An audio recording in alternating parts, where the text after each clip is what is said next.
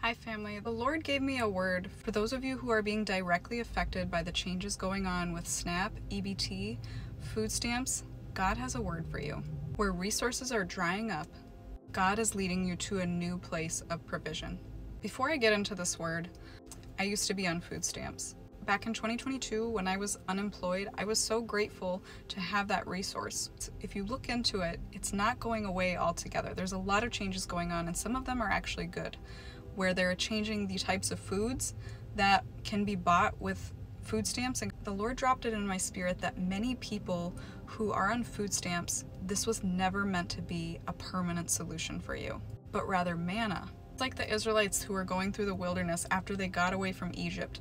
They were actually supposed to be in the wilderness for just a short period of time. That period got extended, but in the wilderness, the Lord gave them manna, food from heaven, that sustained them when they didn't have any other source of food. Manna was not a permanent solution. Israelites that tried to save extra to try to plan for the future, the manna rotted because God's provision lasted for that day. And He was trying to train them to operate in trust and faith rather than their own understanding. If you're one who is losing a resource right now, it's time to ask the Lord, where is your provision moving to?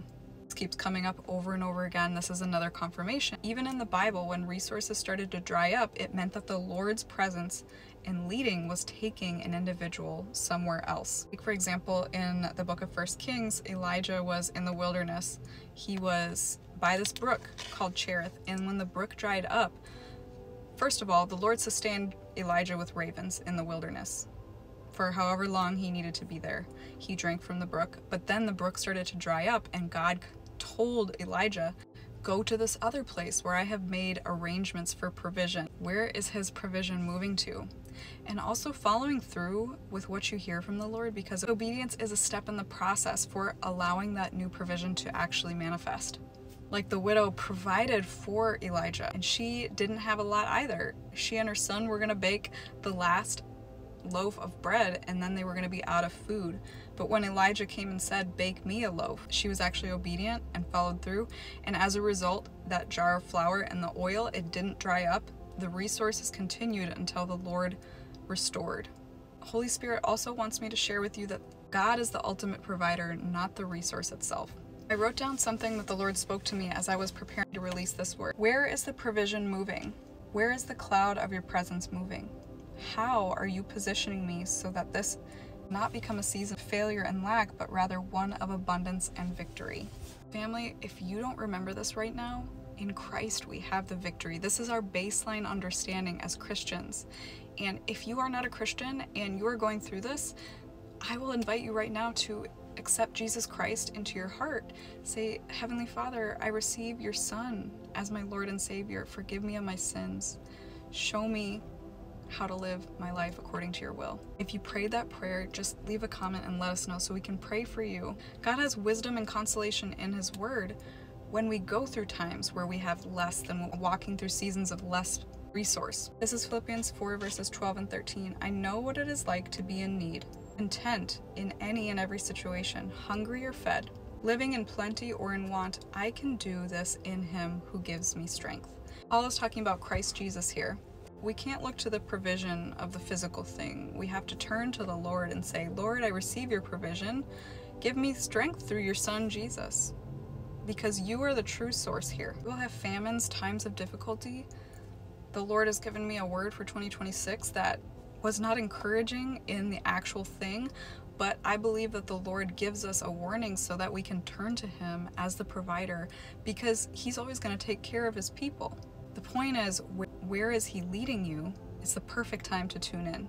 Because the truth is, this is not going to be the first thing that gets removed. Like it or not, no matter who you voted for, our government is changing and it's not comfortable for so many of us. So it brings me to the fact that the Lord calls us out of comfort and into purpose and into walking with Him. We're not supposed to be lulled to sleep by the comforts of this world. Food is a necessity, so that's why it's important to lean into where God is guiding. But this is the type of situation where the Lord doesn't want you identifying with the negative parts of the situation, but rather understanding this is a setup for something greater, something that He is taking you from. Almost like the manna was what the Israelites were getting in the wilderness in the in-between time on their way to the promised land. where it was rich of abundance, fruit, honey.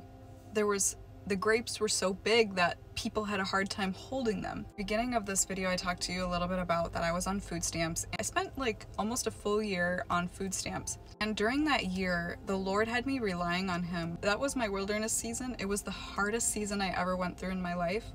But I know that the Lord allowed that because He was growing something inside of me. He wanted me to, it was like I was the Israelite in that season, and I was learning how to, God, He's convicting me so hard about this, that this is, the Holy Spirit is with us here. Sorry. Just pray that His Spirit touches every single person who is watching right now. Not only was I embarrassed to not be employed, I had to be on government assistance when I was an able-bodied person. I was educated, but the circumstance that I found myself in left me unemployed. And I was grateful for the manna. I was grateful for the food stamps and the resources that the Lord allowed to come through my hands to sustain me. That year, I engaged with the Lord and His promises and His word more than I had ever done in the past. That situation caused me to go deeper with Him than I had ever gone before. And I know that that was the Lord's will. He had me going as deep as I could, understanding His promises, and I started declaring them. I started praying and fasting according to them. I found a church and a body of Christ that believed in the abundance of the Lord Jesus, and that this was not my destination. So if you are tempted to believe that this is your destination, rebuke that belief in Jesus' mighty name. That's straight from the enemy. In less than a year, I went from being unemployed and on food stamps to making more than I had ever made in my entire life. God used that situation, that wilderness, that deserted place. He used that as a setup for greatness and abundance. And I praise the Lord. I pray that this testimony helps somebody today. God also put it on my heart during that season that the way that I was thinking was not going to allow me to move forward into my promised land. So I had to start reprogramming my negative thoughts and start thinking more highly the way that the Bible says. Focus on what's good, lovely, praiseworthy, and start installing those. I had to meditate and steep in those truths. That changed my entire life. So those of you that are under the sound of my voice right now, I decree and declare that this is a moment of opportunity for you being affected by your resource being dried up. I pray that you see the Lord's promises and you feel and understand the Lord's direction over your life, that you activate your faith in this moment. You only need a mustard seed. Remember that. You don't need to have all of this faith from previous past experiences. He only asks for a little bit. Because God is in the business of doing the exceedingly abundantly and above. Ephesians 3:20 through 21, I decree and declare that this is a moment of abundance for you. That those who receive what I'm speaking over you right now, you start to understand that and know that like never before. In Jesus' mighty name. Say, Father, I'm ready to see it. I'm ready to understand what your exceedingly abundantly above is. Show me your way. Show me how to walk in it. Show me how to renew my mind so my way of thinking transforms and I'm able to actually carry the blessing. Family, I pray right now in the mighty name of Jesus that you take this opportunity to seek the Lord and start decreeing His promises over your life. Receive His help, that He's got provision for you. Seek the Lord on where that is. As this desolate place, this place where resources have dried up, you were never meant to stay there. God bless you. If you're struggling with an addiction or depression, please download the free resource I made for you. 7 declarations to break agreements with addiction and depression. It's really going to support you. God bless you, and I'll see you in a future video.